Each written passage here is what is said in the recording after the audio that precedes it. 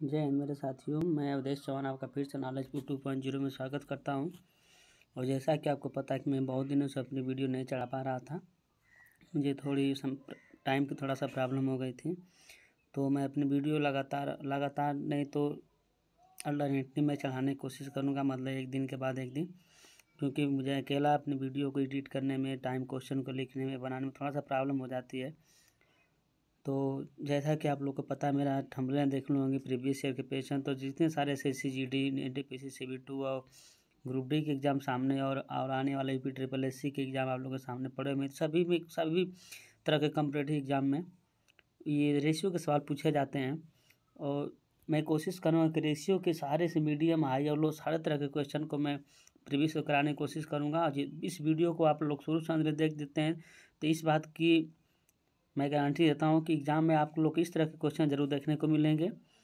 तो जैसा कि आप लोग को क्वेश्चन मेरे सामने लिखा हुआ है कि 75:125 को सरल अनुपात में व्यक्त कीजिए। मैं जैसा कि रेशियो के पहले बहुत सारे पार्ट पढ़ा चुका हूँ, तो रेशियो के बहुत सारे पार्ट आप देख लीजिएगा, क्योंकि मैं जब प्रीवियस के सारे क्वेश्चन उठाया तो मुझे लगा कि जितने सारे पार्ट मैं पीछे का पढ़ाया हूँ वो सारे क्वेश्चन मेरे उसमें से कंटिन्यू ज़्यादातर क्वेश्चन दिखाई दे रहे थे। तो मेरे इस रेशियो के अगर पार्ट को आप अच्छी तरह से लिख लेते हैं तो मैं रेशियो के बहुत सारे प्रॉब्लम को आप लोग के सामने आसान तरीके से लगाने की कोशिश करूंगा, क्योंकि मेरा जो कॉन्सेप्ट है थोड़ा सा आप लोग को पहली बार समझने में दिक्कत होगी, पर वीडियो को आप 2 से 4 वीडियो देखने के बाद आपको मेरा कॉन्सेप्ट और मेरा लगाने का तरीका आपको पूरी तरह समझ आ जाएगा। ठीक है, तो जैसा क्वेश्चन पहला सामने मेरे लिखा हुआ है कि 75:125 को सरल अनुपात में व्यक्त कीजिए। ठीक है, क्वेश्चन मेरे सामने था कि 75:125 को सरल अनुपात में व्यक्त करना है। तो जैसा कि आप लोग को बताए थे कि रेशियो, पहले जानते हैं कि रेशियो क्या होता है, तो मैं बता दूं आप लोग को रेशियो क्या होता है। ठीक है, रेशियो, तो रेशियो क्या होता है, तो रेशियो का मतलब होता है अनुपात। इसको हिंदी में कहते हैं अनुपात। ठीक है, अनुपात कहते हैं। तो जैसा कि आपको पता है कि इसको हिंदी में अनुपात कहते हैं, तो रेशियो हमें इस बात की सूचना जरूर देता है। जैसे मान लेते हैं मैं कोई 2 राशि ले लेता हूँ, एक राशि A ले लेता हूँ और दूसरी राशि मैं B ले लेता हूँ। ठीक है, और इसका रेशियो दे दिया कि मेरे पास A के पास 5 रुपया और B के पास 10 दे दिया। मतलब कि मान लेते हैं कि A के पास 5 रुपया होगा तो B के पास कितना 10 रुपया होता है। ये मेरे रेशियो नहीं होती है। क्यों? क्योंकि हमको पता है कि रेशियो जो हम होती है, हमारी रेशियो हमेशा एक ऐसी दोनों संख्याएं होती हैं जो एक दूसरे से न कटे। ठीक है, मतलब एक ऐसी अभाज्य या भाज्य संख्या तक जाते हैं। मतलब कि जैसे मान लेते हैं कि मैं लिख दूं कोई क्वेश्चन की 2:5। ठीक है, 2:5। अब 2:5 का मतलब होता है, इसको मान लेते हैं 2 को मान लेते हैं A और 5 को मान लेते हैं B। ठीक है, तो 2:5 न तो अब 2:5 लिखा है, तो 2:5 को हम लोग को पता है, ये सारे कंपटीशन में पढ़ने वाले विद्यार्थियों को जरूर पता हो कि 2:5 को हम लिख सकते हैं 2/5। ठीक है, अब 2/5 लिख सकते हैं। 2/5 हमारी एक ऐसी संख्या हो जो न तो ऊपर कर सकती है न तो नीचे कर सकती है। तो 2:5 हो गया। अब मैं इसकी जगह 2:5 के जैसे कुछ और संख्या रख सकता हूँ। 2:5 की जगह मैं रख देता हूँ, अब जैसे संख्या लिखा था 5:10। ठीक है, 5:10। अब हमको पता है कि 5:10 जो है ये कहीं ना कहीं किसी संख्या से कटने वाली है। ठीक है, तो 5:10 कहीं ना कहीं किसी संख्या से कटने वाली है। तो 5:10 को मैं कितना ले सकता हूँ, तो 5:10 को मैं ले सकता हूँ 5/10। कितना ले सकता हूँ, 5/10। तो हमेशा ऊपर और नीचे दोनों संख्या कहीं ना कहीं किसी से कटने वाली है। तो ऊपर 5 है तो मैं कटा दूंगा, 5 एकम 5, 5 दूना के 10, तो निकल के आ गया मान मेरा 1/2। अब 1/2 को हम काट नहीं सकते। ठीक है, क्योंकि 1/2 ऊपर 1 है और नीचे 2। अब दोनों कटने का मतलब रेशियो होता है ऐसी संख्या से काटना होता है जो ऊपर भी कटे और नीचे भी कटे। तो हमको पता है कि ऊपर और नीचे किसी एक संख्या से कटने वाला नहीं है, तो किसी एक संख्या से नहीं कटने वाला है। मतलब अब 1/2 को हम लिख सकते हैं कितना, इसको हम मिटा देते हैं, और 1/2 को हम लिख सकते हैं, मैं लिख देता हूँ 1/2 को 1/2। तो 1/2 को हम कितना लिख सकते हैं, 1:2 लिख सकता हूँ। अब मैं बता दूं, एक की राशि को A मान लेते हैं और 2 की राशि को मैं बी मान लेता हूँ। कितना मान लेता हूँ? बी मान लेता हूँ। तो अब बी मान लेता हूँ तो मुझे अगर कोई पूछे कि ए के पास कितना हिस्सा था तो मुझे पता है ए के पास कितना हिस्सा था, इसको मैं मिटा देता हूँ। ठीक है, ए के पास अगर 1 रुपया है तो बी के पास कितना रुपया है? 2 रुपया। कितना रुपया? 2 रुपया। तो अगर मैं पूछूं ए का हिस्सा अगर 1 हो तो बी का हिस्सा 2, तो बी ए से कितना अधिक है? तो हम बोले कितना अधिक है? तो अधिक में बोले तो केवल एक अधिक है। लेकिन अगर मैं अनुपात की बात करूं तो अनुपात हमें यह बताता है कि एक राशि दूसरे राशि से कितना गुना अधिक या कितना गुना कम होती है। तो मैं कहूँ कि बी के पास 2 रुपया है और ए के पास 1 रुपया है, तो जो बी का हिस्सा है वह ए से कितना गुना अधिक है? तो मुझे पता है कि बी का हिस्सा जो ए से क गुना अधिक है। तो अगर मैं 1 में 2 से गुणा कर दूं तो हमें पता है कि 1 में अगर 2 से गुणा कर दूं तो 2 से गुणा करने के बाद मेरा ए का मान कितना हो जाएगा? तो ए का मान भी 2 निकल के आ जाएगा। ठीक है, तो ए का मान अगर 2 निकल कर आ जाएगा तो ठीक है, ए का मान 2 निकल के आ गया। तो ए की वैल्यू 2 हो गई, यहाँ पे मैं लिख देता हूँ ए की वैल्यू 2 और बी की वैल्यू भी कितनी हो गई? 2 हो गई। ठीक है, ए की वैल्यू 2 और बी की वैल्यू भी 2। जैसा कि अनुपात मेरा दोनों का बराबर आ गया, तो कहने का मतलब ये था कि ए के पास कितना हिस्सा था। ठीक है, तो जैसा कि आपको मैं बताया हूँ कि अगर ए के पास एक हिस्सा था, कितना था? ए के पास 1 था, तो बी के पास कितना था? तो मैं बता दिया हूँ कि अगर इसमें 1 में अगर 2 का गुणा कर दूंगा तो ए बी वैल्यू हमारी 2 में अगर 1 का गुणा कर दिया मतलब कि हमारे बी वैल्यू किसके बराबर हो गए? तो बी के बराबर हो गई।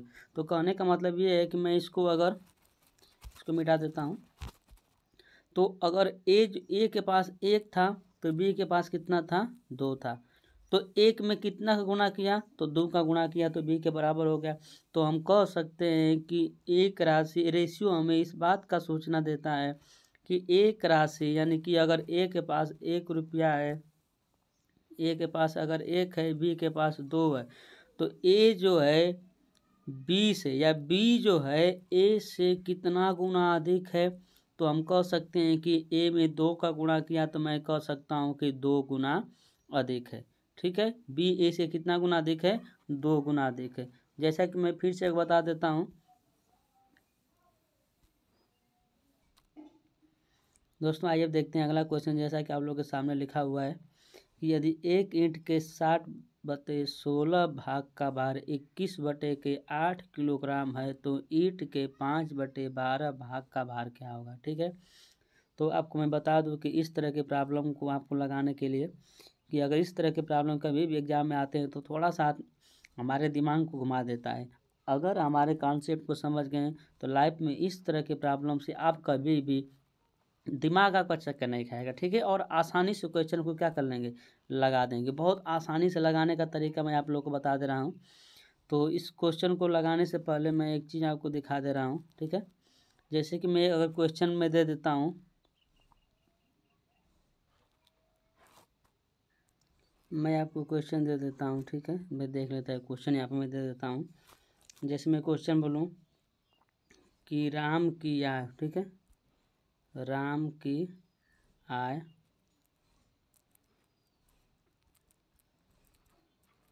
श्याम की आय की श्याम की आय की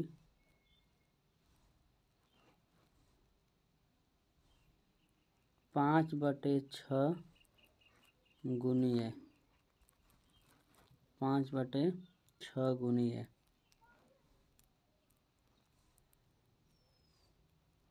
श्याम की आयु 30 वर्ष है। कितना है? 30 वर्ष। तो राम की आयु ज्ञात कीजिए। किसकी? राम की। जैसा कि मैं क्वेश्चन दिया हूँ कि राम की आयु श्याम की आयु की 5/6 गुनी है। ठीक है, श्याम की आयु 30 वर्ष है तो राम की आयु। इस तरह के क्वेश्चन के लिए आप लोग को कुछ नहीं करना है। मैं आपको बता दूं कि इस तरह के क्वेश्चन के लिए बस आपको ध्यान देना होगा। ठीक है, बस आपको क्या ध्यान देना है कि जो वैल्यू हमारी दी होती है, ठीक है, ये जो वैल्यू हमारी दी है, ठीक है, ये जो वैल्यू हमारी, इस वैल्यू में बस आप ये देखिए कि किसके साथ का जुड़ा है। ठीक है, तो राम की आयु श्याम की आय की, ठीक है, राम की जो आय है श्याम की आय की, तो यहाँ पर राम के भी साथ का जुड़ा है और श्याम की आयु श्याम के साथ भी का जुड़ा है, ठीक है। तो अब हम ये कन्फ्यूजन नहीं करना है, बस देखिए कि जो 5/6 की वैल्यू हमारी दी है कितना, 5/6 की, तो 5/6 की वैल्यू के पहले देखिए किसके साथ का जुड़ा है, तो श्याम की, यहाँ पर मुझे दिख रहा है कि श्याम की, क्या, श्याम की। तो एक चीज़ हमेशा ध्यान दीजिएगा कि जिसके साथ का जुड़ा होता है, तो राम की आयु श्याम की आयु के, राम के साथ भी का जुड़ा है श्याम के साथ भी का जुड़ा, तो हमको पीछे के नहीं, ये जो वैल्यू होती है, जो मान हमारा दिया हुआ है, ठीक है, ये जो मान हमारा दिया हुआ है इस मान के पहले देखते हैं, तो इस मान के पहले किसका जाए, श्याम की।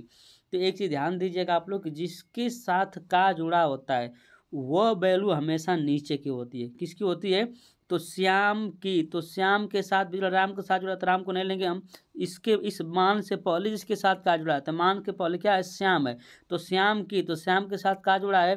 तो एक चीज़ कभी कन्फ्यूजन मत हो, एक बात कुछ नहीं करना है, बस श्याम का, तो श्याम का, तो जिसके साथ का जुड़ा है इसकी वैल्यू नीचे, तो किसके साथ का जुड़ा, तो हमको पता है कि श्याम के साथ का जुड़ा, तो श्याम की वैल्यू हो गई कितना, 6। मैं लिख देता हूँ यहाँ पे, श्याम की वैल्यू कितना हो गई, श्याम की वैल्यू हो गई 6, ठीक है। अब श्याम की वैल्यू 6, तो वो 5 किसका हो गया, तो जिसके साथ का नहीं जो, यानी कि राम और श्याम दिया था, तो श्याम की तो हमें पता हो गई, तो श्याम की अगर 6 हो गई तो राम की कितनी हो जाएगी, तो जिसकी वैल्यू बची होगी वो हो जाएगी दूसरे की। तो हमको पता है वैल्यू किसकी बची है, तो हमको पता है कि ये वैल्यू जो हमारी राम की बची, क्योंकि मैं तो शाम की वैल्यू रख दिया, क्योंकि शाम की आई, क्योंकि जिसके साथ का जुड़ा वैल्यू नीचे की, तो श्याम की वैल्यू 6 हो गया, तो राम की वैल्यू कितनी हो जाएगी, 5 हो जाएगी। तो राम की वैल्यू कितना रख कर देते हैं, यहाँ पे 5 कर देता हूँ, ठीक है।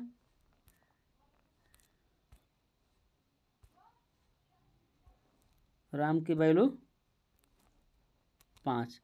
अब कुछ नहीं, यहाँ पे ध्यान दीजिए कि राम की आयु श्याम की आयु की, तो श्याम के साथ का, श्याम की अगर आयु 6 वर्ष होगी तो राम की कितने हो जाएगी, 5 वर्ष। तो राम श्याम के वर्ष, श्याम जिसके साथ का जुड़े वैल्यू चाहिए कि श्याम की हो गई 6 वर्ष, तो राम की हो गई 5 वर्ष। तो यहाँ पर मैं देखें, यहाँ पर लिख दिया हूँ कि अगर श्याम के 6 वर्ष तो राम के 5 वर्ष। और क्वेश्चन दिया है कि श्याम की वर्ष कितना है, श्याम की वर्ष कितना है, 30। कितना दिया है श्याम का, तो श्याम का यहाँ पे दिया है 30 वर्ष। अब मैं यहाँ पर देख लेता हूँ कि श्याम का कितना दे रहा है, 30 वर्ष दे रहा है, ठीक है।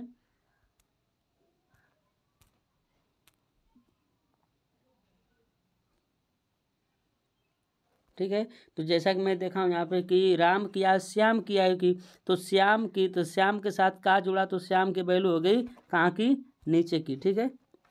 श्याम की वैल्यू कहाँ की हो गई, नीचे की। तो श्याम की वैल्यू, तो श्याम की वैल्यू श्याम के साथ का जुड़ा है, तो श्याम की वैल्यू कितना हो गई, तो श्याम की वैल्यू 6। श्याम की वैल्यू यहाँ पे लिख दिया हूँ कितना, 6।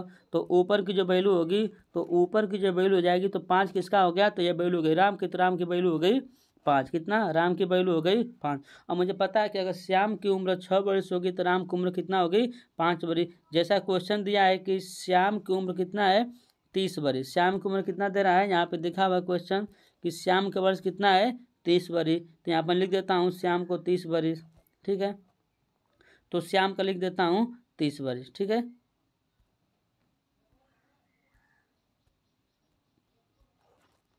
श्याम का भी लिख देता हूँ कितना, 30 वर्ष। यहाँ पर लिख देता हूँ श्याम का 30 वर्ष।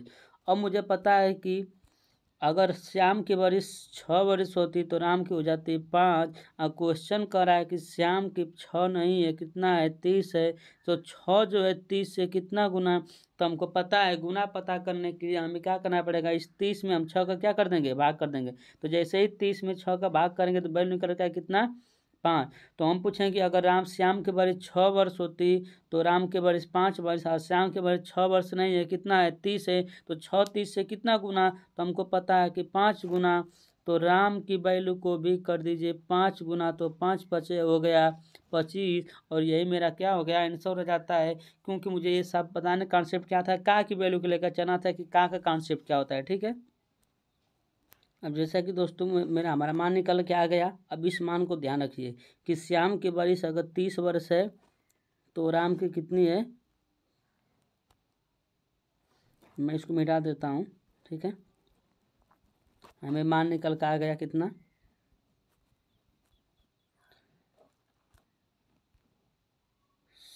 श्याम की 30 वर्ष तो राम की कितनी आई, 25।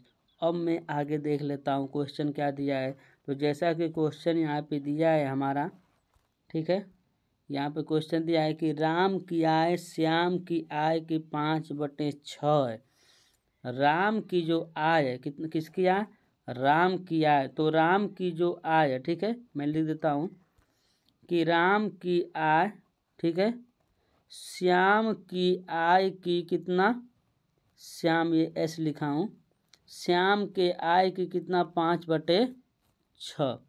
अब मैं देख लेता हूँ कि ये वैल्यू सही है कि गलत। तो राम की अगर 25 होती तो राम की आय, ठीक है, तो राम की आय जो है श्याम की आय की, तो क्या का मतलब गुणा होता है, इसमें गुणा डायरेक्टली कर दिया हूँ। तो श्याम की आय की 5/6, तो श्याम की आय कितनी है, तो हमको पता है कि श्याम की आय अगर 30 है तो 30 का 5/6 निकाल लीजिए।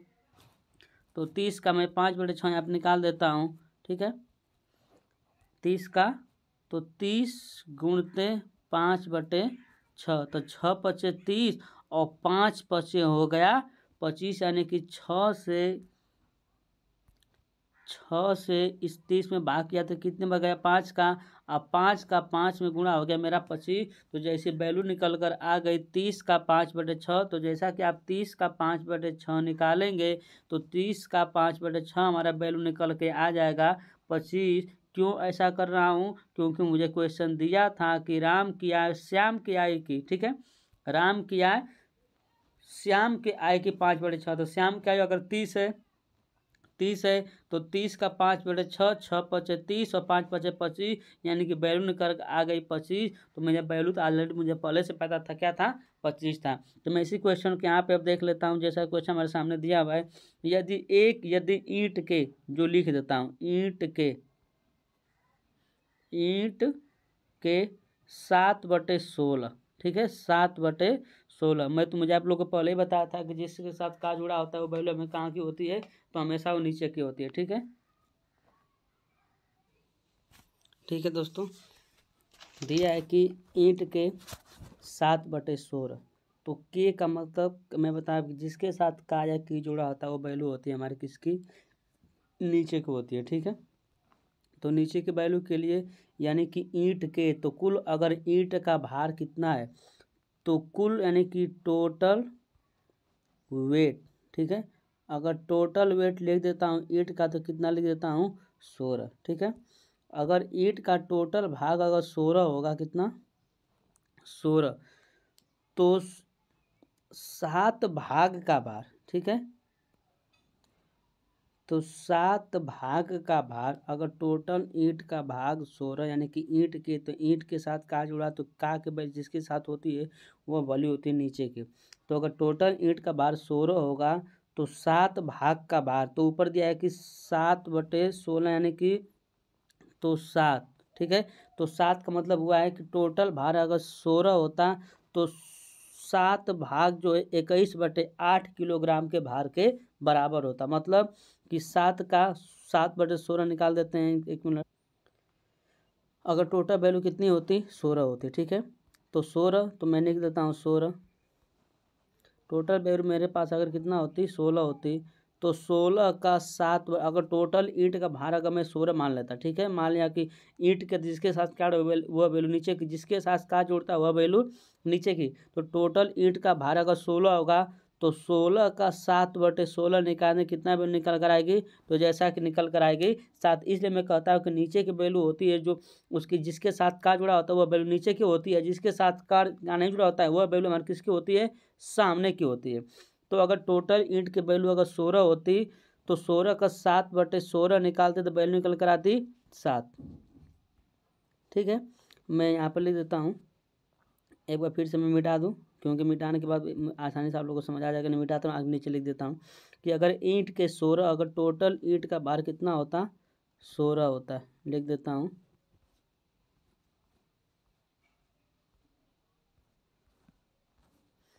कि टोटल ईंट का भार, ईंट का कुल भार, ठीक है, ईंट का कुल भार। अगर ईंट का कुल भाग 16 होता तो 16 का 7/16 कितना 7। और 7 भाग जो है कितने के बराबर, तो 7 भाग जो यहाँ पर लिखा हुआ है कि 7 भाग हमारा, अगर ईंट के 7/16 भाग का भार, यानी कि टोटल ईंट का भाग अगर 16 होता तो 16 का 7/16 7, और 7 का भार 21/8 किलोग्राम है। लिखता हूँ 7 का भार कितने के बराबर, 7 का भार कितने के बराबर, 7 का भार कितने के बराबर 21/8 किलोग्राम। ठीक है,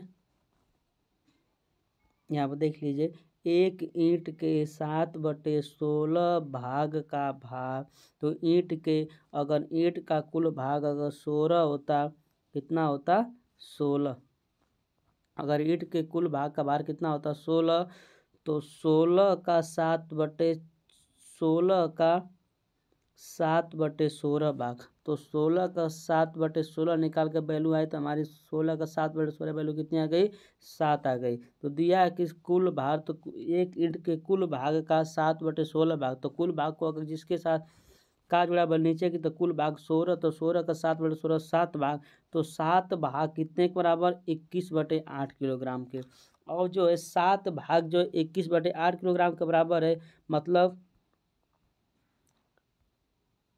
ठीक है। तो ईंट का कुल भाग अगर 16 होता, कितना होता ईंट का कुल भाग अगर मेरे पास 16, ईंट का कुल भाग अगर मेरे पास 16 होता तो 16 का 7/16 कितना होता 7, 16 का 7/16 कितना होता 7, तो 7 भाग 21/8 किलोग्राम के बराबर। तो अब 7 भाग जो है 21/8 किलोग्राम के बराबर है, तो मतलब कि जो मेरा 7/16 है कितना है 7/16 जहाँ पे दिया है, यह 7/16 हमारा क्या है एक वास्तविक वैल्यू नहीं है, 7/16 हमारा एक वास्तविक वैल्यू नहीं है। तो कुल अगर भाग माना मैंने कि कुल भाग अगर 16 होता है तो 16 का 7/16 7 होता है, तो 7 भाग 21/8 भाग के बराबर। अब 21/8 जो है 7 का कितना गुना, तो हम निकाल दीजिए। क्या कर, मैं गुना के लिए बताता है कि गुना के लिए कुछ नहीं करते हैं, दूसरे वैल्यू में क्या करते हैं, दूसरे वैल्यू में पहले वैल्यू से भाग कर, जब 21/8 में क्या करेंगे, जब 7 से भाग करेंगे तो हमको पता है कि भाग की जगह पर हम क्या कर देते हैं गुणा कर देते हैं। ठीक है, भाग की जगह में क्या कर देता हूँ गुणा। जब कभी भी भाग की जगह हम गुणा करते हैं, इसको मिटा देते हैं, जब भी हम भाग की जगह कभी क्या करते हैं गुणा करते हैं, तो गुणा इसके बटा में 1 मान लेते हैं, तो गुणा करने के बाद 21/8, तो गुणा करने के बाद 1 ऊपर जाएगा 7 नीचे आएगा, 7 तरीके 21 कितना निकल के आ गया वैल्यू 3/8 निकल के आ गए, कितना 3/8 निकल के आ गए। ठीक है, यहाँ पर जैसा कि भी यहाँ पर लिखा हुआ है कि वैल्यू निकल कितना आ गई 3/8, यहाँ पर निकल के 7 तरीके 21 3 बार कट गया, वैल्यू ऊपर 3 नीचे आया, तो 21/8 जो है 7 से कितना गुना, तो 3/8 गुना। अब 3/8 गुना, तो कुल वैल्यू को भी कर दीजिए 3/8 गुना, तो कुल वैल्यू माने थे कितना 16, तो 16 को भी कर दीजिए 3/8 गुना, तो मैं यहाँ पे कर देता हूँ कुल वैल्यू को भी 3/8 गुना। ठीक है, मैं इसको मिटा देता हूँ, तो कुल वैल्यू को भी अगर कर देते 3/8 गुना, तो कुल वैल्यू माने थे कितना 16, तो 16 का 3/8 कितना हो जाएगा 8 गुना के 16, 8 गुना के 16, 3 गुना के 6। अब हमारा ईंट का कुल भार आ गया 6। ध्यान से देखिएगा, मैं एक बार फिर से यहाँ पर जल्दी से बता देता हूँ कि एक ईंट के 16 भाग का भार 21/8 किलोग्राम है।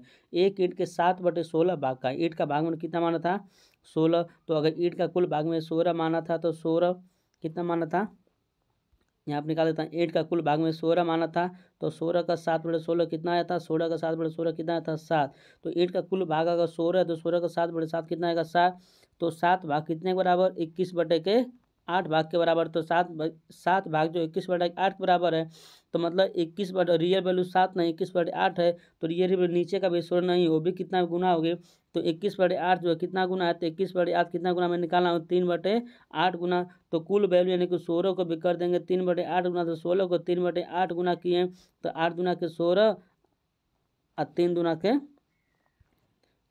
के हो गई 6, तो ईंट का रियल भार कितना आ गया 6 आ गया। अब ईंट का रियल भाग 6 आ गया, तो कह रहा है कि ईंट के, तो ईंट का अगर भाग कितना है 6, तो 6 के 5/12, तो 6 का 5/12 भाग क्या होगा, तो 6 का 5/12 का मतलब गुणा, तो 6 का यानी कि ईंट के, तो ईंट अगर 6 हो गई तो 6 का 5/12, तो 6 दूना के 12, तो रियल वैल्यू क्या आ गई 5/2। यही हमारा क्या हो जाएगा, आंसर हो जाएगा। अगर नहीं समझ आया दोस्तों, फिर से एक बार इसको आराम से देख लीजिएगा, और मैं इसको जल्दी से जल्दी एक बार फिर से बता देता हूँ। जैसा कि मैं आपको कि दिया है कि अगर एक ईंट के, अगर ईंट का कुल भाग कितना होता 16, तो 16 का 7/16 यानी कि 16 कुल मार गए, तो एक ईंट का, तो ईंट का भाग 16 है, तो 16 का 7/16 कितना आएगा, तो हमको पता है कि निकल के वैल्यू आएगी 7, और 7 भाग कितने के बराबर, 21/8 भाग के बराबर।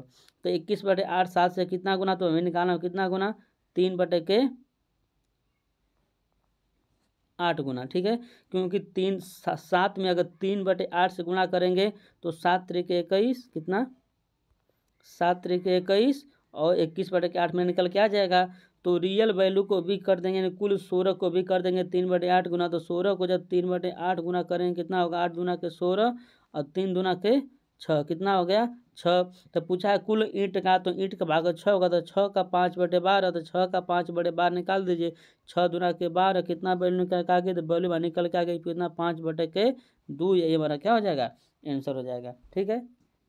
अब आइए आगे देखते हैं अगला क्वेश्चन। जैसा क्वेश्चन सामने लिखा हुआ है कि राम और श्याम के पास जो कंचे थे, ठीक है, कंचा एक कोई वस्तु है, वहाँ पर कंचे की जगह आप कुछ भी मान सकते हैं, उनकी संख्या के अनुपात, जैसे मान लेते हैं राम और श्याम के पास जो कलमें थी या पेन थी, कुछ भी आप मान सकते हैं, उनकी संख्या का अनुपात 7:9 है। मतलब मैं लिख देता हूँ कि राम और श्याम, अगर राम के पास कितना होगा 7 भाग होगा, तो श्याम के पास कितना होगा 9 भाग, ठीक है। राम और श्याम के पास जो कंचे थे, राम के पास अगर 7 हिस्सा होता तो राम के पास कितना होता 9 होता है।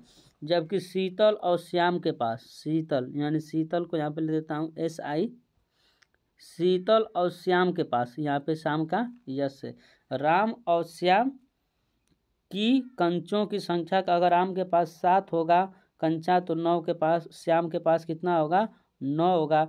जबकि शीतल को SI, जबकि शीतल और श्याम के कंचों की संख्या के अनुपात कितना है 7:15। मतलब कि शीतल के पास अगर 7 होगा तो श्याम के पास कितना होगा, तो श्याम के पास होगा 15। तो राम और शीतल की कंचों की संख्या का अनुपात, तो हमको बताना है किसका, राम और शीतल की कंचों की संख्या का अनुपात बताना है, ठीक है। तो जैसा कि मैं यहाँ पर देख रहा हूँ कि यहाँ पर देखिए दोस्तों, दिया है कि राम और श्याम, अगर राम के पास 7 रुपया होगा यानी 7 कंचे होंगे, तो श्याम के पास 9 कंचे होंगे। फिर दिया है कि अगर शीतल के पास 7 कंचे होंगे, तो श्याम के पास 15 कंचे होंगे। जैसा कि श्याम यहाँ भी दिया है, दोनों जगह यहाँ भी श्याम दिया है और यहाँ भी श्याम दिया है, तो जब जो दोनों जगह जब श्याम है, तो दोनों की कंचों की संख्या बराबर होगी, क्योंकि दोनों ही श्याम है। तो यहाँ पे अनुपात, क्योंकि अनुपात सबसे सरलता मान होता है, तो सबसे सरलता मान है, तो ये तुम्हारा रियल वैल्यू तो है नहीं, क्योंकि श्याम के पास यहाँ पे 9 दिखा रहा है, या श्याम के पास 15 दिखा रहा है, जबकि दोनों के पास सेम है, क्योंकि जब दोनों श्याम है तो दोनों के पास सेम मान है, और जब दोनों के पास सेम मान है तो दोनों के मान को सेम कर देते हैं। तो दोनों के मान को सेम करने के लिए आप कोई भी संख्या ले लीजिए, तो सबसे छोटी छोटी संख्या के लिए हम लॉस निकाल देते हैं। तो 9 और 45 का लॉस कितना हो जाएगा, तो 9 और 45 का लॉस हो जाएगा आपका लगभग 45, कितना हो जाएगा 45।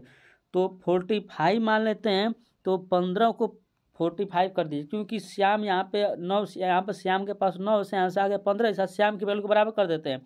तो हम एक ऐसी संख्या ले लेते हैं तो दोनों में आ जाए, तो हम इसका क्या करेंगे, सबसे छोटी संख्या ऐसी हो जो दोनों से कटे तो हो जाते हमारा लॉस है। तो 9 और 45 का लॉस हो जाएगा 45। तो 45, 15 को 45 करने के लिए कितना से गुणा, 3 से गुणा, तो रेशियो हमेशा दोनों साथ में, तो अगर 15 को 45 करने के लिए 3 से गुणा करेंगे, तो यहाँ पर हो जाएगा कितना 45। तो शीतल को भी 3 से गुणा कर देंगे तो 7 त्रिके 21 हो जाएगा, कितना हो जाएगा 21। अब 9 को 45 करने के लिए कितना से गुणा, तो 9 को 45 करने के लिए कर दीजिए 5 से गुणा, कितना से गुणा, गुणे 5 से।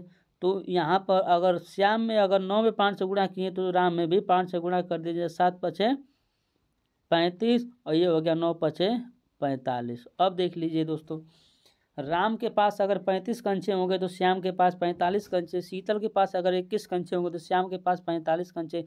अब यहाँ पर श्याम का वैल्यू दोनों जगह क्या है, बराबर दिख रहा है। यहाँ भी श्याम का 45, यहाँ भी श्याम का 45। अब श्याम का 45 यहाँ भी, श्याम का 45 यहाँ भी, मतलब मान हमारा सही हो गया। तो हमको कौन बात पूछा कि राम, शीतल और श्याम का, किसका पूछा था, राम, शीतल और श्याम का अनुपात पूछा था। तो राम, शीतल और श्याम के अनुपात के लिए यहाँ पर देख लेते हैं कि राम के पास कितना निकल के आई। तो राम के पास यहाँ वैल्यू निकल के आई कितना, 35। तो राम का वैल्यू होगा कितना, 35, कितना 35।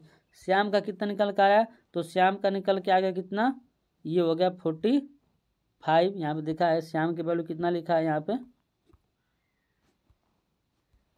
पे 45। तो श्याम की वैल्यू कितना हो गई 45, श्याम की वैल्यू कितना हो गई 45।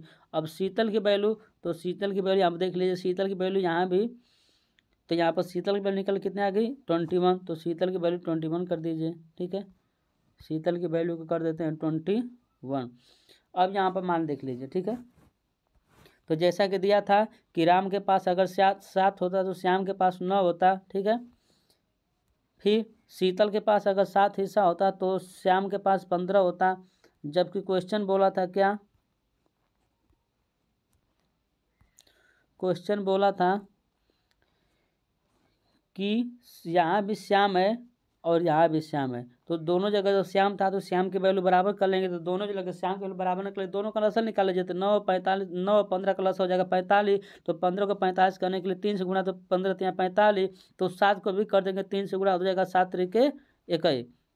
3 से गुणा, 7 को भी कर देंगे 3 से गुणा।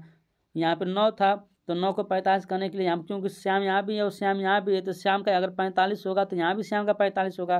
तो श्याम को 9 में 45 करने के लिए 5 से गुणा, तो यहाँ भी 7 में भी कर देंगे 5 से गुणा। तो 7 पचे 35 और 9 पचे 45। तो शीतल की वैल्यू 45,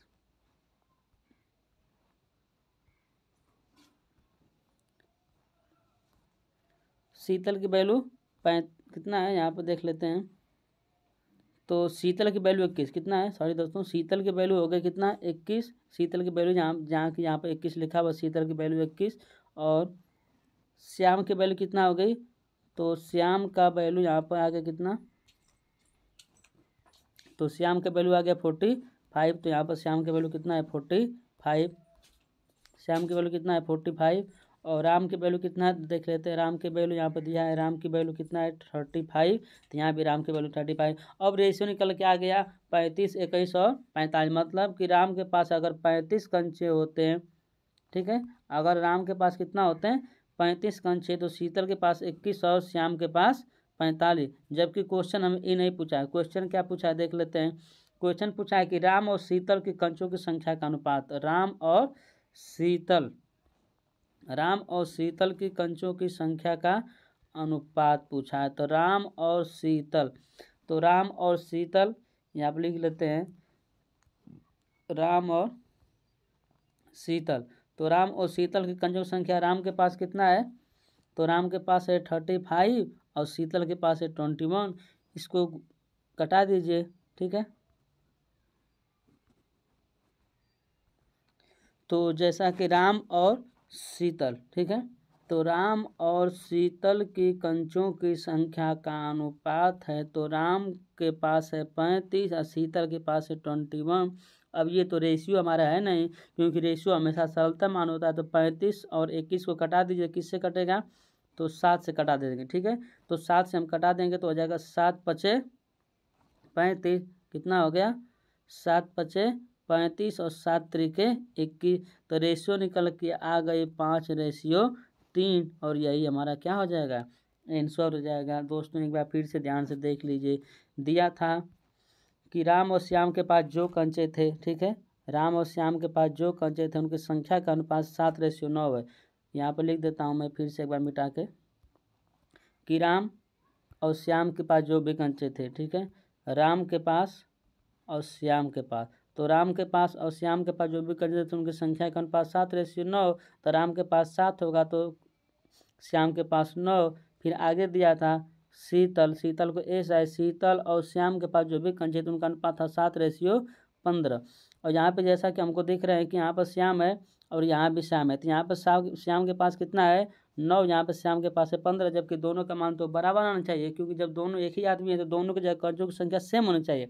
तो सेम करने के लिए इस 9 और 15 का लसन निकालना कितना होगा 45 होगा। तो 15 को 45 करने के लिए 3 से गुणा करेंगे, तो शीतल में भी 3 से गुणा तो हो जाएगा 7 तरीके का ही शीतल का, और 15 या 45 हमारा श्याम का। अब श्याम के पास यहाँ 45 है तो यहाँ भी 45 है, तो 9 को 45 करने के लिए कर दीजिए 5 से गुणा। तो 9 को 45 करने के लिए 5 से गुणा करें तो 9 पचे 45। तो अगर 9 में 5 से गुणा करेंगे तो 7 में भी 5 से गुणा, तो 7 पचे 35। तो 35 निकल कर आगे हमारा क्या कि राम के पास अगर कितना होता 35, यहाँ पे लिखा हो कि राम के पास कितना होता 35, यहाँ पे लिखा हुआ है राम के पास अगर 35 होता तो श्याम के पास कितना होता 45। जैसा कि यहाँ पर श्याम के पास आ गया कितना, श्याम के पास यहाँ भी आ गया 45, ठीक है 45। यहाँ भी श्याम का है 45, तो यहाँ भी श्याम का कितना हो जाता, यहाँ भी श्याम का कितना है 45 है, ठीक है यहाँ भी श्याम का 45, यहाँ भी श्याम कितना है 45। तो राम के पास अगर 35 है, श्याम के पास 45 है। फिर शीतल के पास देख लेते हैं, तो शीतल के पास कितना है, तो शीतल का है 21। यहाँ पर शीतल का कितना दिख रहा है, तो यहाँ पर शीतल का दिख रहा है 21, तो यहाँ भी शीतल का है 21, ठीक है। तो अब पूछा था क्वेश्चन क्या पूछा था कि राम और शीतल की कंचों की संख्या का अनुपात। तो राम और शीतल की कंचों की संख्या का अनुपात पूछा है। तो राम और शीतल के लिए तो हमको पता है कि राम और शीतल की कंचों की संख्या के अनुपात के लिए हमको क्या पता है, ये आप देख लेते हैं कि राम के पास अगर 35 कंचे होंगे, राम के पास अगर 35 कंचे होंगे तो शीतल के पास कितना 21। तो ये था कंचों की संख्या का अनुपात था, इनकी कंचों की संख्या का अनुपात पूछा है। तो रियल अगर राम के पास 35 कंचे होंगे, शीतल के पास 21 हो गए, लेकिन इनका अनुपात पूछा है तो ऐसी संख्या 35 और 21 किससे कटेगी 7 से। तो 7 पचे 35 और 7 तरीके एक ही, तो रेशो निकल गया 5:3 है, ये हमारा क्या हो गया आंसर हो गया, ठीक है। अब जैसा कि अगला क्वेश्चन दिया दोस्तों सामने आपके लिखा हुआ है कि दो संख्याओं का अनुपात 19:24 है। यदि छोटी संख्या से 2 घटाया जाता है तो अनुपात 3:4 हो जाता है, तो संख्या बताइए, ठीक है। तो इस क्वेश्चन को लगाते हैं दोस्तों बहुत आसानी से, और देखते हैं क्वेश्चन। दो संख्याओं का अनुपात, अगर पहली संख्या यहाँ पे मान लेते हैं दूसरी संख्या, पहली संख्या अगर 19 है तो दूसरी संख्या कितना है 24। यदि छोटी संख्या से 2 घटाया जाता है तो अनुपात 3:4 हो जाता है। अब यहाँ पे ध्यान दीजिए दोस्तों, पहली संख्या अगर हमारी 19 होती, कितना 19, तो दूसरी संख्या होती 24। तो छोटी संख्या हमको कौन होता है, हमें पता है कि छोटी संख्या 19 है और बड़ी संख्या हमारी 24 है, ठीक है।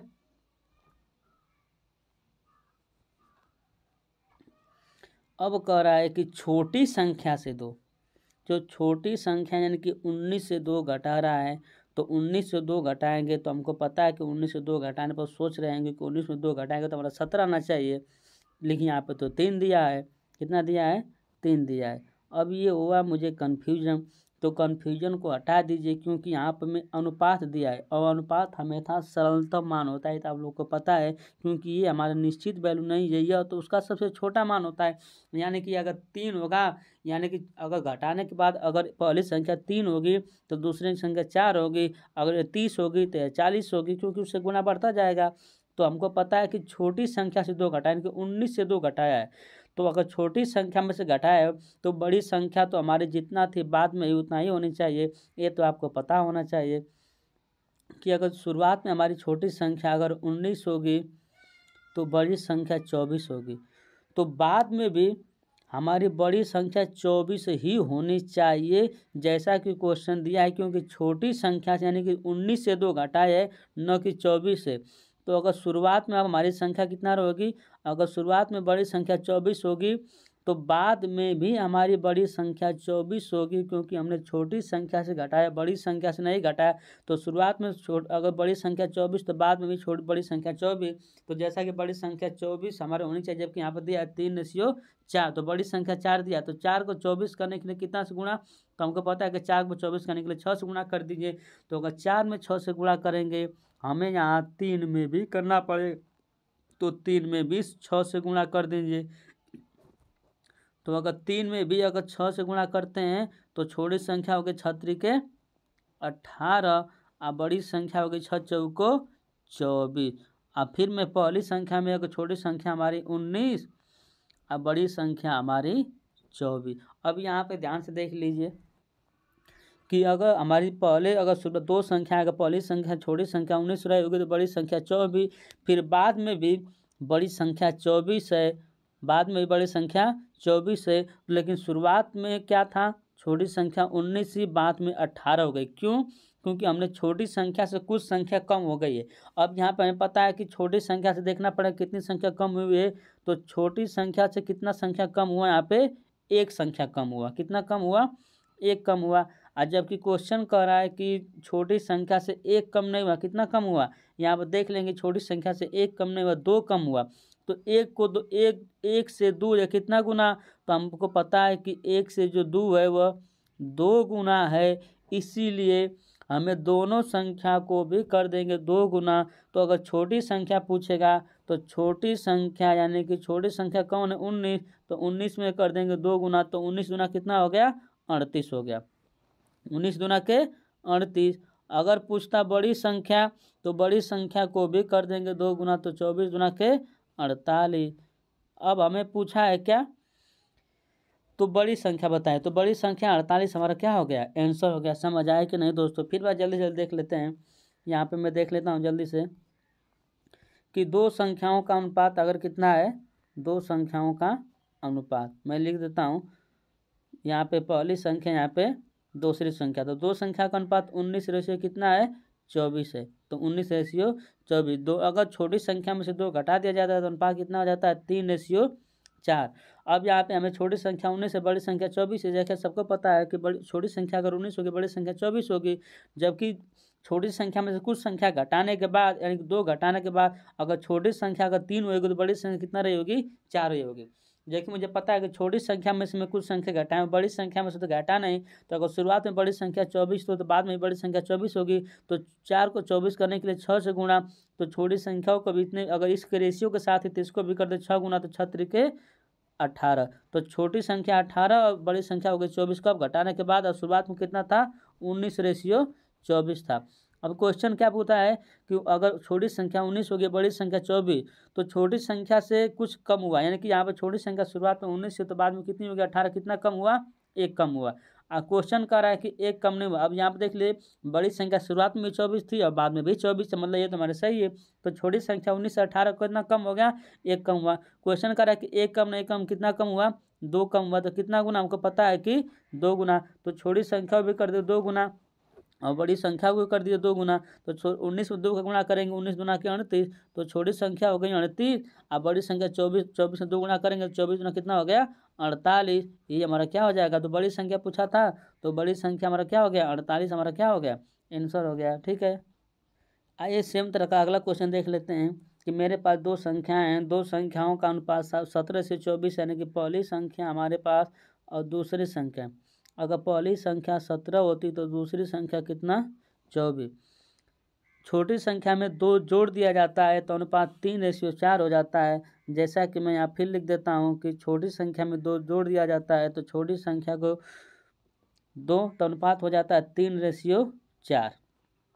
अगर शुरुआत में मेरे पास छोटी संख्या, यहाँ पर देख रहे हैं कि छोटी संख्या 17 होती है, बड़ी संख्या 24 होती है। ठीक है, फिर बाद में छोटी संख्या में 2 यानी कि 17 में 2 जोड़ने के बाद अगर अनुपात है, क्योंकि अनुपात हमारा वास्तविक वैल्यू नहीं होती है, तो अनुपात छोटी संख्या में 2 जोड़ने के बाद अनुपात 3:4 हो जाता है। जबकि हमको रियल वैल्यू है, तो रियल वैल्यू पता करने के लिए हम क्या करेंगे, तो पता है कि अगर शुरुआत में बड़ी संख्या 24 होगी तो बाद में भी बड़ी संख्या 24 होगी।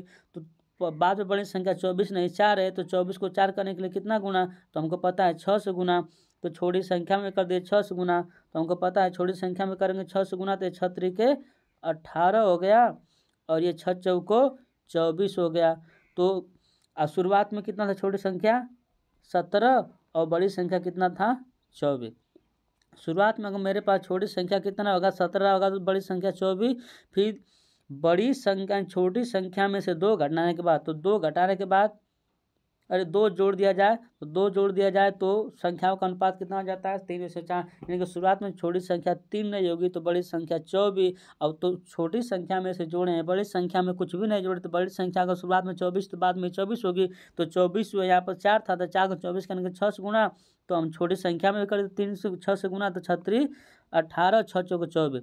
अब यहाँ पर जैसा कि हमें देखने को मिल रहा है कि छोटी संख्या शुरुआत में 17 होगी तो बाद में कितना दिख रही है 18। अब ये 18 जो कितना है, तो कितना अधिक है 1 अधिक है। क्वेश्चन कर रहे हैं कि 17 में 1 जोड़ा तो 18 हुआ। क्वेश्चन कर रहा है कि 1 नहीं जोड़ा है, कितना जोड़ा है 2 जोड़ा है। तो 2 1 से कितना गुना 2 गुना, तो छोटी संख्याओं को भी कर दीजिए 2 गुना और बड़ी संख्या को भी कर दीजिए 2 गुना। तो जब 17 में 2 का गुणा करेंगे तो कितना हो जाएगा, तो 17 में 2 गुना 17 दूना के 34। तो जैसे कि संख्या हमारी निकल के आगे कितना 17 दूना के 34। मैं यहाँ पर लिख देता हूँ 17 दूना के 34, ये छोटी संख्या। अब बड़ी संख्या 24 कर दे 2 गुना, तो 24 दूना के 48। ठीक है, जल्दी से इस क्वेश्चन को फिर से एक बार देख लेते हैं। जैसा कि हमें पता है कि 2 संख्याओं का अनुपात 17 से 24, यानी कि पहली संख्या मेरे पास कितना होता 17, तो बड़ी संख्या होती 24। छोटी संख्या में 2 जोड़ने के बाद अनुपात कितना हो जाता है 3:4 हो जाता है। और मुझे पता है कि शुरुआत में छोटी संख्या 17 रही होगी तो बड़ी संख्या 24, तो हमें 17 में यानी कि छोटी संख्या में कुछ जोड़े, तो बड़ी संख्या में तो मैंने कोई अंतर नहीं किया। तो बड़ी संख्या अगर शुरुआत में 24 तो बाद में 24 होनी चाहिए। तो बड़ी संख्या को बाद में 24 करने के लिए हम कर देंगे 6 से गुना। तो हम अगर 4 में 6 से गुना करेंगे तो हमें 3 में भी 6 से गुना करना पड़ेगा। इसलिए बाद में छोटी संख्या 6 के 18 हो गई। कितना होगा 6 के 18 हो गई और 6 चौको 24 हमारी बड़ी संख्या होगी। छोटी संख्या शुरुआत में कितनी थी 17 और बड़ी संख्या कितना था 24। तो शुरुआत में छोटी संख्या 17 तो बड़ी संख्या 24। और कुछ जोड़ने के बाद यहाँ पे अगर यहाँ पे कितना जोड़ा हूँ तो 17 में 1 जोड़ने के बाद संख्या 18 हो गई। और बड़ी संख्या तो हमारी जैसे पहले थे अभी वही, कुछ भी नहीं जोड़ा। तो 17 से 1 जोड़ा तो 18 हुआ। क्वेश्चन कर रहा है कि 1 नहीं जोड़ा, कितना जोड़ा है 2 जोड़ा है। तो 1 से 2 कितना गुना, तो 2 गुना। तो कुछ नहीं करेंगे, दोनों संख्याओं को कर दो 2 गुना, 17 को भी कर दो 2 गुना, 17 दूना के 34 और 24 को भी कर दो 2 गुना, तो 24 गुना के 48। तो पूछा था बड़ी संख्या, तो बड़ी संख्या हमारा क्या हो गया आंसर, नहीं कि 48 हमारा क्या हो गया आंसर हो गया। जल्दी जल्दी यहाँ भी हम लगाते जाए क्वेश्चन को। दिया कि एक संख्या माने हमारे पास कोई भी एक संख्या है और उस संख्या को किसमें, तो एक संख्या को 3:2 के अनुपात में क्या कर दिया है बांट दिया है। कोई भी हमारे पास एक संख्या होगी तो एक संख्या को 3:2 के अनुपात, मतलब कि अगर मैं देखता हूँ तो दोनों संख्या, अगर एक संख्या 3 होगी तो दूसरी संख्या 5 होगी, तो एक संख्या को यानी कि अगर टोटल संख्या हमारी कितनी कुल संख्या हो गई हमारी 5। ठीक है, अगर मेरे पास एक संख्या 5 होती तो 5 को 2 भागों में 3:2 के अनुपात बांट दिया, यानी कि 3 और 2 भी मेरा कितना है 5 है। तो मेरी संख्या कितनी है 5 है। बड़ी संख्या 51 है, जैसे कि अगर 5 को 2 भाग में 3:2 के अनुपात में बांटे हैं तो छोटी संख्या 2 है और बड़ी संख्या 3 है।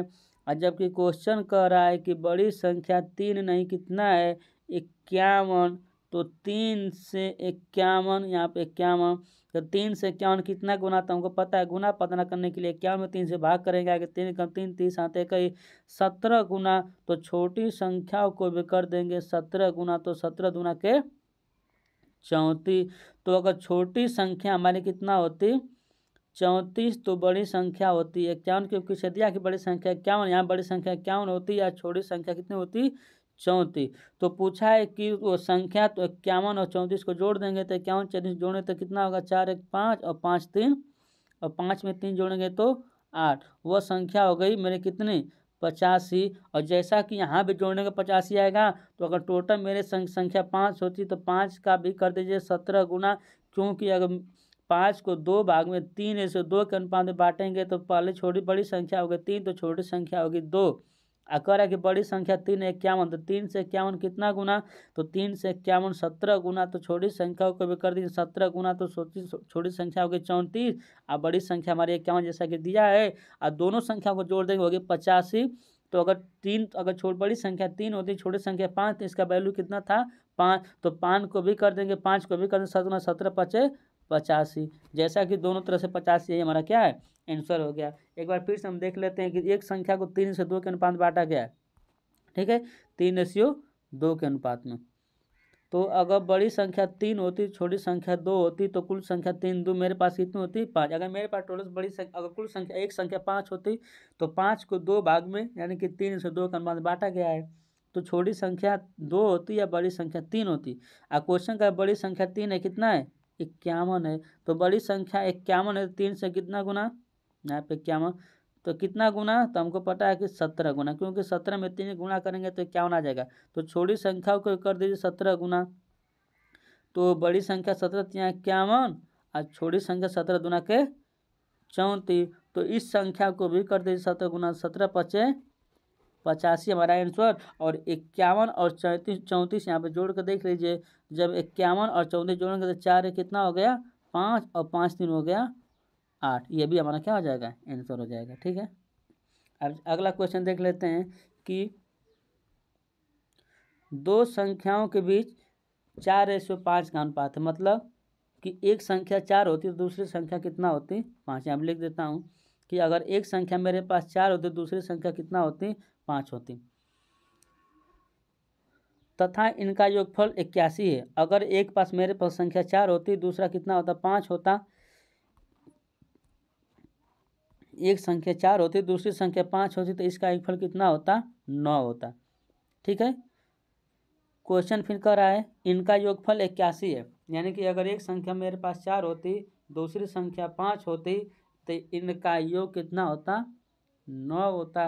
और जबकि कह रहा है कि इनका योग 9 नहीं कितना है 81 है, तो 9 से जो 81 है कितना गुना, तो कुछ नहीं करना है। अगर एक संख्या मेरे पास 4 होती दूसरी संख्या 5 होती, दोनों का योगफल कितना होता 9 होता। और क्वेश्चन करें कि दोनों का योगफल 9 नहीं 81 है, तो दोनों का योगफल 9 को 81 करने के लिए पता करना है कि 9 जो 81 से कितना गुना, तो 9 जो है 81 जो है 9 से कितना गुना, तो 81 में 9 का भाग करें कितना आ जाएगा 9। तो कुछ नहीं करना है, दो तो बड़ी संख्या बताइए, तो बड़ी संख्या अगर छोटी संख्या 4 होती है बड़ी संख्या 5 होती, दोनों का योगफल 9 होता है। क्वेश्चन का 9 नहीं कितना है 81 कितना गुना 9 गुना, तो बड़ी संख्या को भी 9 गुना कर देते, 5 में 9 गुना कर देते 5 9 45 हमारा क्या हो जाएगा आंसर हो जाएगा, ठीक है। फिर से एक बार देख लेते हैं कि दो संख्याओं के बीच 4:5 का अनुपात है, ठीक है। अगर एक संख्या 4 होती दूसरी संख्या 5 होती तो योगफल कितना होता 9 होता। और क्वेश्चन कर रहा है कि इनका योगफल 9 नहीं कितना है 81 दे रहा है, ठीक है। जैसा कि यहाँ पर आप लोग को दिख रहा है कि इनका योगफल 9 नहीं कितना है 81 है, तो 81 यहाँ भी कर लेते हैं। तो अगर एक संख्या 4 होती दूसरी संख्या 5 होती, एक संख्या 4 दूसरी संख्या 5, तो इनका योगफल 9 होता। क्वेश्चन कर रहा है कि योगफल 9 नहीं कितना है 81 कितना गुना, तो 81 में 9 का भाग करेंगे तो 9 गुना आएगा, तो बड़ी संख्या को यूज कर दे 9 गुना, तो 9 5 45। और छोटी संख्या पूछता तो छोटी संख्या को कर दे 9 गुना, तो 9 चौको 36। अब ये छोटी संख्या 36 होती अब बड़ी संख्या 45। अब दोनों को जोड़कर देख लेते मेरा 81 आ रहा है कि नहीं आ रहा है, तो 6 और 5 जोड़ेंगे तो 6 5 11 और 4 और 3 4 3 7 1 8। जैसा कि 81 आ गया तो हमारा आंसर कितना हो गया 81 में बड़ी संख्या पूछा तो बड़ी संख्या कितना हो गया, तो बड़ी संख्या हो गया 45। ये हमारा क्या हो जाएगा। अब अगला क्वेश्चन देख लेते हैं। दो संख्याओं के बीच अंतर 80 है, ठीक है। दो संख्याओं के बीच अंतर मान लेते हैं। फिर आगे देख दो संख्याओं का अनुपात, अगर पहली संख्या यहाँ पे दूसरी संख्या, पहली संख्या 5 होती तो दूसरी संख्या कितना होता 3, तो इनका अंतर कितना होता। अगर एक मेरे पास अगर 5 रुपया होता है, एक मान लेते 2 आदमी मेरे पास हैं, अगर एक आदमी के पास 5 रुपया होता दूसरे आदमी के पास 3 रुपया होता, तो दोनों में कितने का अंतर होता 2 रुपये का अंतर होता, ठीक है। कितने का अंतर होता 2 का होता। अब क्वेश्चन करा है कि दोनों संख्याओं के बीच अंतर 2 का नहीं कितने का है, ये दोनों संख्याओं के बीच जो अंतर है कितने का है 80 का है। अगर इसके बीच 5 होता, अगर बड़ी संख्या 5 होती, छोटी संख्या 3 होती, तो दोनों के बीच का अंतर 2 होता। क्वेश्चन क्या है कि दोनों के बीच का अंतर 2 नहीं 80, तो 2 को 80 करने के लिए कितना से गुणा, तो हमको पता है कि 80 में 2 से भाग कर देंगे, और जब 80 में 2 का भाग करने कितना आएगा 40, तो 40 गुना, तो जो संख्या पूछे उसका गुणा कर दे। तो पूछा दोनों संख्या गुणनफल, तो दोनों संख्या गुणनफल, तो 3 को भी कर दे 40 गुना, तो 3 में 40 गुना करने कितना होगा 4 × 12 120, और बड़ी संख्या को भी कर दे 40 गुना, तो 40 गुना इसको करने कितना आएगा 5 चौको 20। अब यहाँ पर देख लीजिए कि मेरे पास अगर बड़ी संख्या 200 होती है, छोटी संख्या 120 होती है, तो दोनों के बीच का अंतर घटाएंगे, तो हमको पता है कि 200 में से 20 घटाएंगे तो अंतर में राशि क्या है, मतलब ये तो मेरा मान सही है। जबकि क्वेश्चन संख्या नहीं पूछा था, पूछा दोनों संख्याओं का गुणनफल, तो 200 और 120 का गुणा कर दीजिए, तो 200 और 120 का गुणा, तो 200 और 120 का गुणा करके कितना होगा, तो 12 दूना के 24, और 24 के आगे 3 जीरो बढ़ा दीजिए, 1 2 3 जीरो, तो 24 के आगे 3 जीरो कितना हो गया, इकाई दाई सगड़ा 24,000 हमारा क्या हो गया, आंसर हो गया। फिर इसे एक बार जल्दी से क्वेश्चन को, मैं हर क्वेश्चन को 2 बार बताने की कोशिश कर रहा हूँ ताकि आप जल्दी से जल्दी समझ जाएं, और ऐसे इस तरह क्वेश्चन आपको बहुत सारे देखने को मिलते हैं एग्जाम में। तो इस क्वेश्चन को मैं फिर से एक बार देख लेता हूँ कि 2 संख्याओं के बीच अंतर 80 है, तो 2 संख्याओं का अनुपात 5:3 है। जैसे मैं आप लिख देता हूँ कि 2 संख्याओं का अनुपात 5:3 है, ठीक है। अगर एक संख्या मेरे 5 होती, दूसरी संख्या 3 होती, ठीक है, और इनका तो अंतर इनका कितना आता है, तो इनका अंतर कितना आता 2। अब क्वेश्चन कह रहा है क्या कि इनका अंतर 2 नहीं, कितना है, इनका जो अंतर है वह कितना है, तो यहाँ पर जैसा क्वेश्चन लिखा हुआ है कि इनका अंतर 2 नहीं, कितना है 80 है। तो अगर मेरे पास एक संख्या 5 होती, दूसरी संख्या 3 होती, तो इनके बीच का अंतर 2, और क्वेश्चन का इनके बीच का अंतर 2 नहीं, कितना है 80 है। तो पता कर लीजिए 80 2 से कितना गुना, तो हमको पता है कि 40 गुना, तो क्या कर दीजिए, तो छोटी संख्या को भी कर दिए 3 गुना, तो छोटी संख्या में यानी 3 में करेंगे 40 से गुना, तो हो जाएगा छोटी संख्या 120, अब बड़ी संख्या को भी यानी कि 5 को भी कर दीजिए 40 गुना, तो 50 में 40 गुना करेंगे कितना हो जाएगा 200 हो जाएगा। क्वेश्चन क्या पूछा था, क्वेश्चन पूछा था कि दोनों संख्या गुणनफल यानी कि 120 और 200 का गुणनफल पूछा है, तो 120 और 200 का गुणनफल, तो 120 में जब 200 गुणा करेंगे तो 12 दूना के 24, और 24 के आगे 3 जीरो, बस यही हमारा क्या हो जाएगा 3 जीरो, हमारे ये क्या हो जाएगा आंसर हो जाएगा। ठीक है दोस्तों, हमारी वीडियो आपको कैसी लगे रही है प्लीज़ आप कमेंट में ज़रूर लिखिएगा। अगर वीडियो नहीं समझ आए तो दोबारा देखिएगा, आपको ये वीडियो ज़रूर समझ आएगी, क्योंकि मैथ का ऐसा कॉन्सेप्ट होता है, आपको पता है कि जैसा कि सभी विद्यार्थियों को पता होता है कि मैथ के जितने सारे टीचर होते हैं सभी लोग को बताने का तरीका अलग होता है। ठीक है, तो अगर मेरे आप कॉन्सेप्ट को समझ जाते हैं, तो हमारे लगाने के तरीके से आप समझ जाते हैं, तो मैथ के सारे प्रॉब्लम को बहुत आसानी तरह से आप लगा सकते हैं। तो जैसा क्वेश्चन मेरे सामने लिखा हुआ है कि 3 संख्याओं का योगफल क्या होना, यदि पहली तथा दूसरी संख्या में अनुपात 4:5 है, पहली तथा तीसरी संख्या में अनुपात 1:2 है, तो तीनों संख्याओं का गुणनफल ज्ञात कीजिए। ठीक है, तो 3 संख्याओं का योगफल 81 है, पहली तथा दूसरी संख्या का अनुपात मैं लिख देता हूँ यहाँ पे कि पहली और दूसरी, तो पहली और दूसरी संख्या का जो अनुपात है कितना है 4:5, यानी कि पहली संख्या 4 होती है तो दूसरी संख्या 5 होती। फिर पहली तथा तीसरी संख्या का अनुपात फिर दिया है यहाँ पे कि पहली और तीसरी संख्या का अनुपात, तो पहली और तीसरी संख्या, तो पहली संख्या यहाँ पे अगर 1 होती तो तीसरी संख्या कितना होता 2 होता। ठीक है, अब यहाँ पे देख लेते हैं 3 संख्या हो गई मेरे पास, 1 संख्या 2 संख्या और 3 संख्या। तो यहाँ पे संख्याएं जो अलग अलग दिया है और रियल वैल्यू हमें नहीं पता है, क्योंकि हमें इसलिए नहीं पता है क्योंकि पहली संख्या का 4 दे रहा था, दूसरी संख्या 5, यहाँ पे पहली संख्या 4 और तीसरी संख्या 2। अब यहाँ पर देखिए यहाँ पे पहली संख्या दिया है, यहाँ भी पहली संख्या दिया है, तो यहाँ पहली संख्या 4 दिया, यहाँ पहली संख्या 1 दिया, जबकि जो दोनों पहली संख्या है तो दोनों पहली संख्या हमारा बराबर हो गई, तो दोनों संख्या पहली बराबर हो गई। मैं इस पीछे क्वेश्चन पढ़ा चुका हूँ, तो ऐसे क्वेश्चन के लिए क्या करेंगे कि पहली संख्या अगर यहाँ पे 4 थी, यहाँ पहली संख्या 4 हो गई, तो पहली संख्या 1 को 4 के लिए कितना गुणा कर दें, तो 1 को 4 के लिए मैं 4 से गुणा कर देता हूँ। तो अगर रेशियो में अगर 1 के साथ 4 गुणा करेंगे तो हमें दूसरे रेशियो के दूसरे मान के साथ भी 4 गुणा करना पड़ेगा। तो पहली रेशियो आ गई 4 × 4, तो दूसरी हो गई तीसरी हो गई 4 दूना के 8। फिर यहाँ पर देख लीजिए कि पहली संख्या अगर 4 होती है, दूसरी संख्या 5, यहाँ पहली संख्या 4, यहाँ दूसरी संख्या, तीसरी संख्या 8। अब मेरा मान सही क्यों? क्योंकि यहाँ पहली संख्या अगर 4, यहाँ पहली संख्या 4, तो अगर पहली संख्या अगर मेरे पास कितना होता, 4 होता। मैं यहाँ पर आगे लिखता हूँ कि पहली संख्या अगर मेरे पास कितना होता, पहली संख्या, दूसरी संख्या, तीसरी संख्या।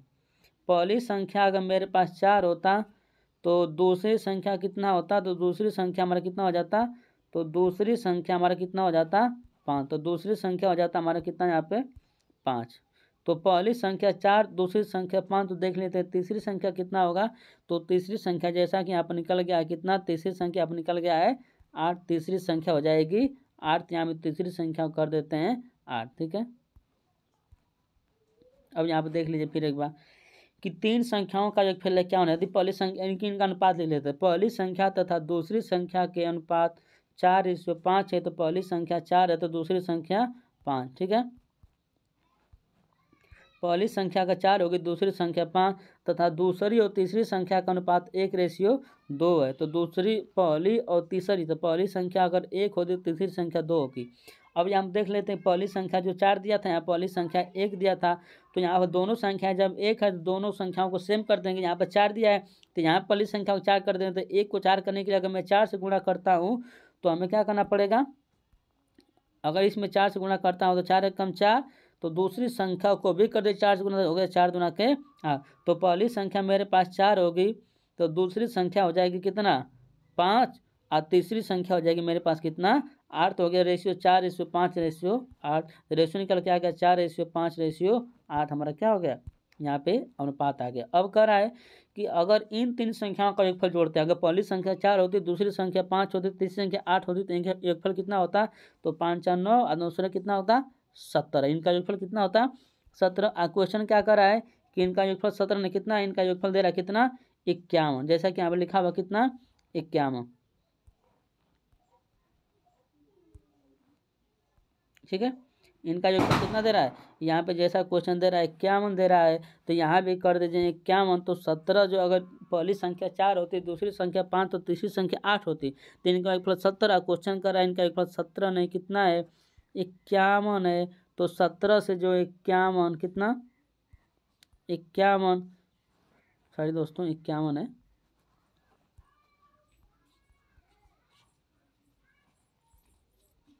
तो 17 से 51 कितना गुना, तो 17 × 51 3 गुना। तो क्वेश्चन क्या पूछा था, क्वेश्चन पूछा था संख्याओं का गुणनफल ज्ञात कीजिए। तो संख्याओं के गुणनफल के लिए क्या करेंगे, तो पहले संख्याएं निकाल देंगे।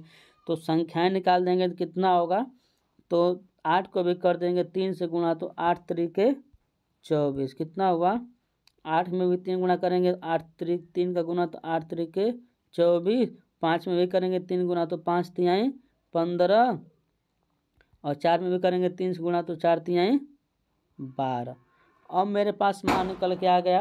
रियल मान यह है कि अगर एक संख्या 12 होती, दूसरी संख्या 15 होती, तीसरी संख्या 24 होती, तो इनका योगफल कितना होता, 51। जैसा कि 12 15 24 को जोड़ लेंगे, तो 12 15 24 जोड़ दे सकते हैं। तो 4 5 9, और 9 में 2 जोड़ेंगे 11 को 1 हासिल, 1 और 2 1 3 1 4 1 हासिल हो गया 5, यानी कि हमारा कितना हो गया 51। इनका अगर इनको जोड़ते हैं, पहली संख्या अगर मेरे पास 12 होती, दूसरी संख्या 15 होती, तीसरी संख्या 24 होती, तो इनका योगफल कितना हो जाता, 51। जैसा कि सही है। तो क्वेश्चन पूछा है कि इन संख्याओं का गुणनफल ज्ञात कीजिए।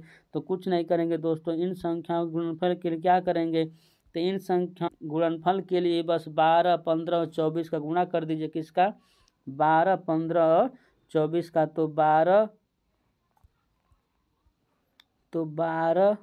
गुणते 15 और गुणते 24, बस इसका आप मल्टीप्लाई कर दीजिए, आप लोग का आंसर आ जाएगा। ठीक है दोस्तों, तो जैसा कि मुझे पता है कि मेरा सारा क्वेश्चन ख़त्म हो चुका है। जैसा कि यहाँ पे आप लोग दिख रहा है मेरा चैनल, ठीक है, मेरा चैनल दिख रहा है आपको कौन सा, नॉलेजपुर 2.0 बाय अवधेश सर। और मेरा ये लोगो है, संघर्ष ही सफलता का मूल मंत्र है दोस्तों। तो बिना संघर्ष के कोई सफलता नहीं मिलती है। तो अगर आप मेरे चैनल नॉलेजपुर 2.0 को तो अगर मेरे चैनल को आप सब्सक्राइब नहीं किया तो प्लीज़ मेरे चैनल को सब्सक्राइब करें और शेयर करें। इस तरह के मैं वीडियो आप लोगों को पढ़ाता रहूँगा। और प्लीज़ कैसा लगा, समझ आया कि नहीं समझ आया, प्लीज़ आप एक बार ज़रूर बताइएगा। और जैसा कि आपको पता है कि मेरे पास थोड़ा सा टाइम की प्रॉब्लम है, तो मैं मैथ के लिए बहुत अच्छा कॉन्सेप्ट आपको बताने वाला हूँ। आगे की तरह मेरी इसी तरह की वीडियो में बने रहें और मैं बहुत अच्छे से कॉन्सेप्ट और बहुत से आसान तरीके से बताने की कोशिश करूँगा, ताकि आप लोग के एग्जाम में कोई सूत्र फार्मूला याद करने की ज़रूरत नहीं हो और आसान सारे क्वेश्चन को सॉल्व कर लें। ठीक है, तो जैसा कि मेरा चैनल दिख रहा है कि नाजिपुर 2.0, अगर मेरे चैनल को आपने सब्सक्राइब नहीं किया तो प्लीज़ सब्सक्राइब कर दें और इस क्वेश्चन को ज़्यादा से ज़्यादा शेयर करें, ताकि इस तरह के ज़्यादा से ज़्यादा क्वेश्चन, क्योंकि आप ये मत सोचिएगा कि हम पढ़कर ही हर एग्ज़ाम को फाइट कर सकते हैं, क्योंकि इस तरह के क्वेश्चन को अगर आप किसी को बताते हैं और किसी और दूसरे को बताते हैं तो उनको भी नॉलेज मिलेगा, तो हो सकता है कि उनको भी एक अच्छा कॉन्सेप्ट मिल जाए। तो प्लीज़ अगर मेरे चैनल को सब्सक्राइब करें, शेयर करें। इस तरह की वीडियो देखने के लिए आगे हमारे चैनल के साथ बने रहें। धन्यवाद।